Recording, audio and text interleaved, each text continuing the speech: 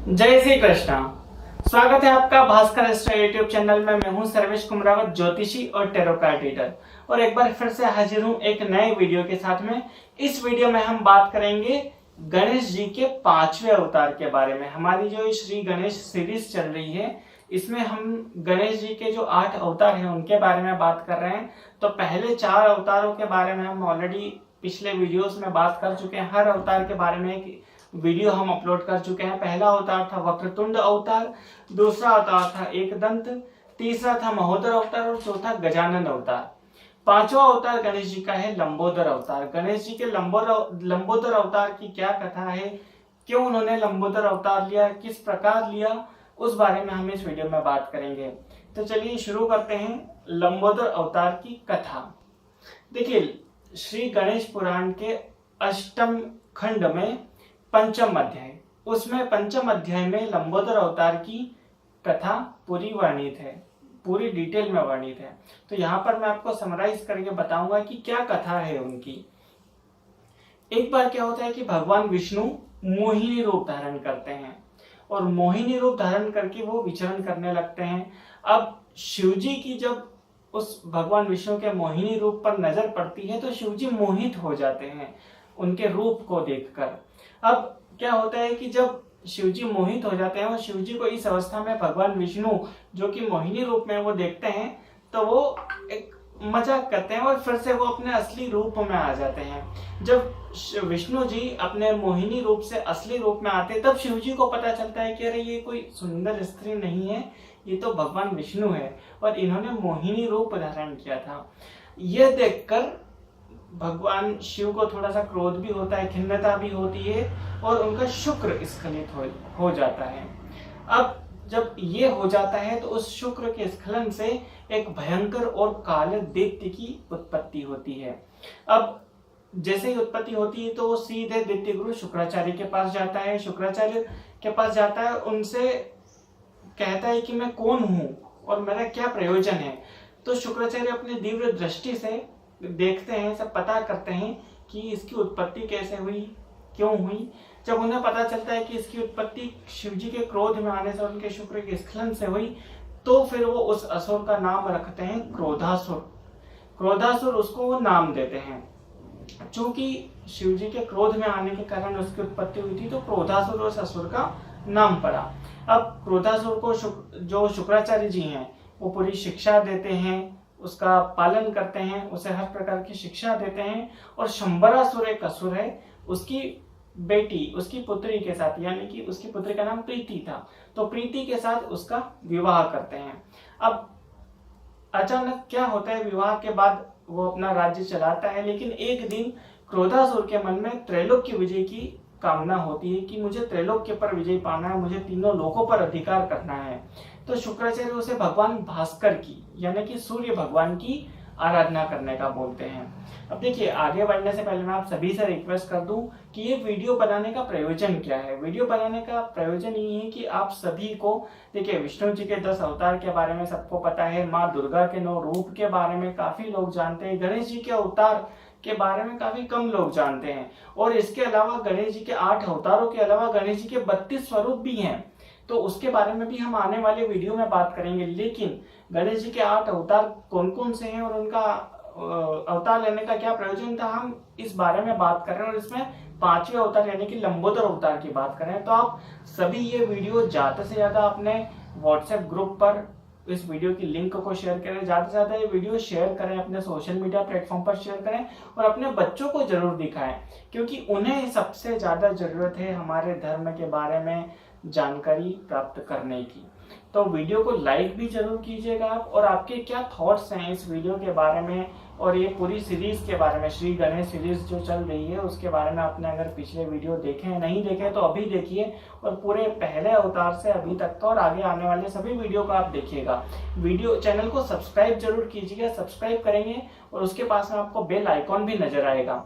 Bell icon को आप tap कर दीजिए। टैप करेंगे तो कुछ ऑप्शंस आपको वहां पर नजर आएंगे, ऑल को आपको सिलेक्ट करना है, और कमेंट करके हमें आपकी प्रतिक्रिया, आपका फीडबैक जरूर हमें बताइएगा कि आपको ये कैसा लगा और आप क्या चाहते हैं और किस टॉपिक पर वीडियो चाहते हैं, वो भी हमें बताइएगा। तो चलिए बैक टू द टॉपिक, हम फिर से टॉपिक पर आते हैं। त्रैलोक्य विजय की जब कामना हुई तो शुक्राचार्य जी क्रोधासुर को एक उपाय सुझाते हैं। उपाय ये सुझाते हैं कि तुम भगवान आदित्य की यानी कि सूर्य देवता की आराधना करो, उनकी तपस्या करो। तो हजारों सालों तक धूप में, ठंड में, बारिश में क्रोधासुर भगवान सूर्य की तपस्या करता है। जब इतनी कठिन तपस्या भगवान सूर्य देखते हैं, सूर्यदेव देखते हैं, तो क्रोधासुर के सामने एक दिन प्रकट होते हैं। उससे कहते हैं कि मांगो, क्या वर मांगना है तुम्हें। जब भगवान सूर्य को क्रोधासुर अपने सामने साक्षात देखता है, पहले तो उसकी आंखें नहीं खुलती है। जैसे तैसे वो आंखें खोलता है, उनको प्रणाम करता है और कहता है कि मुझे ब्रह्मांड विजय करना है, तो मुझे ब्रह्मांड विजय का वर दीजिए और रोग और मृत्यु से मैं दूर रहूं, ऐसा मुझे वरदान दीजिए।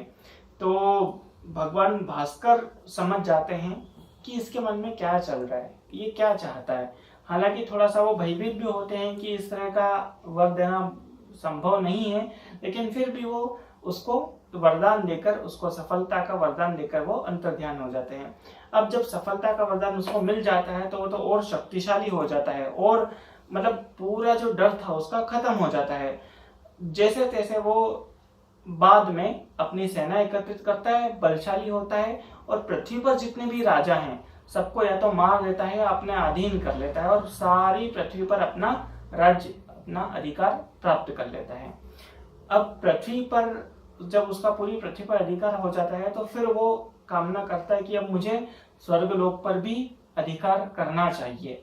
तो ऐसे वो स्वर्ग लोक पर अधिकार करता है, वैकुंठ पर अधिकार कर लेता है, कैलाश पर भी, यहाँ तक कि कैलाश पर्वत पर भी वो अधिकार प्राप्त कर लेता है। ऐसे सूर्य लोक पर भी वो अधिकार अपना कब्जा जमाने की सोचता है। इससे सारे देवता दुखी, परेशान हो जाते हैं, हैरान हो जाते हैं।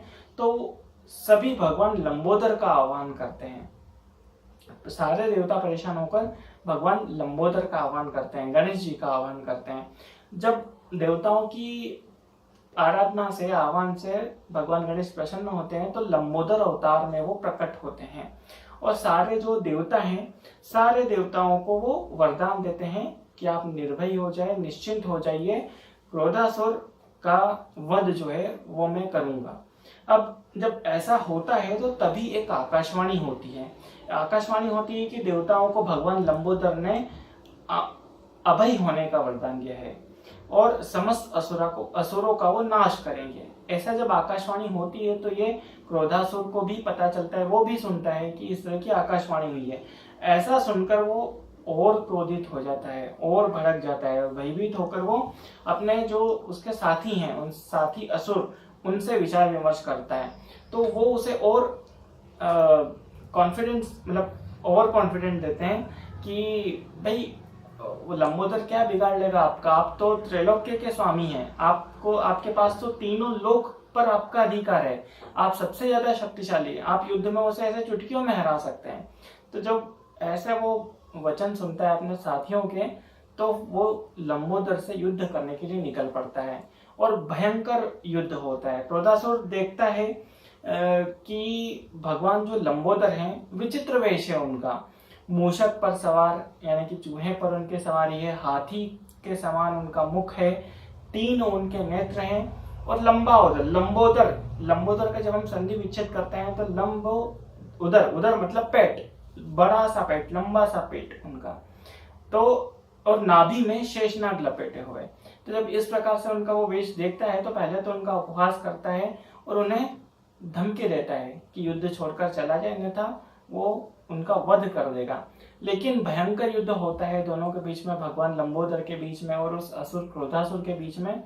जब दैत्य एक के बाद एक मरने लगते हैं तब उसे थोड़ा सा आभास होता है, वो उसकी पराजय देखता है, युद्ध में घायल हो जाता है। तो सीधे वो अपने जो दैत्य गुरु हैं शुक्राचार्य, उनके पास जाता है और वो सुझाव देते हैं कि भगवान लंबोदर कोई साधारण इंसान या साधारण देव नहीं है, वो समस्त लोक के स्वामी हैं, तो तुम्हें उनकी शरण में जाना चाहिए, अन्यथा तुम्हारी मृत्यु निश्चित है।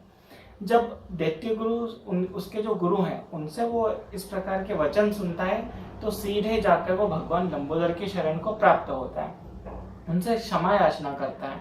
भगवान उसे बोलते हैं कि मैं तुझे क्षमा तो कर दूंगा, लेकिन तुम्हें सारा राज्य जिससे छीना है उनको वापस करना पड़ेगा और समस्त संसार मेरे अंदर समाया हुआ है। समस्त जो भी रिद्धि मतलब मेरे वामांग में सिद्धि है, दक्षिण भाग में बुद्धि है और समस्त संसार मेरे उदर में समाया हुआ है। मैं इतना शक्तिशाली हूँ, तो तुम मेरी शरण में आओ।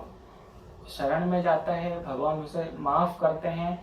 समस्त राज्य, वो सब जो भी राज्य और जिन भी देवी देवताओं से वो उनका लोक अधिकार कर लेता है, उनके लोकों पर वो वापस फिर से कर देता है और भगवान लंबोदर से पाताल लोक जाने का आदेश देते हैं। तो ये है भगवान लंबोदर की कथा कि भगवान गणेश का 5वां अवतार जो है लंबोदर, क्यों वो प्रकट हुए, क्यों उन्होंने अवतार लिया। अगले वीडियो में हम बात करेंगे गणेश जी के 6ठे अवतार की, जो कि है विकट अवतार। तो अगले वीडियो में हम उनकी बात करेंगे। वीडियो को पूरा देखने के लिए आपका बहुत बहुत धन्यवाद। जय श्री कृष्ण।